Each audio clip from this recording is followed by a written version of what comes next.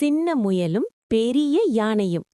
ஒரு அழகான காட்டில் ஒரு பெரிய யானை வாழ்ந்து கொண்டிருந்தது. அது மிகவும் பலமாக இருந்ததால் மற்ற எல்லா விலங்குகளையும் கிண்டல் செய்தது. ஒரு நாள் அது ஒரு சின்ன முயலை பார்த்தது. "நீ என்ன செய்ய முடியும்? நீ மிகவும் சிறியவன்" என்று யானை சிரித்தது. முயல் அமைதியாக இருந்தது. சில நாட்கள் கழித்து காட்டில் ஒரு பெரிய குழி தோண்டப்பட்டது. யானை அதை கவனிக்காமல் அந்த குழியில் விழுந்தது.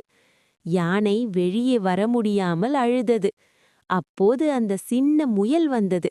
அது மற்ற விலங்குகளை அழைத்து வந்து எல்லாரும் சேர்ந்து யானையை காப்பாற்றினர். யானை மிகவும் வெட்கப்பட்டு, "உடம்பு வலிமை முக்கியமில்லை, நல்ல மனசுதான் முக்கியம்" என்று உணர்ந்தது.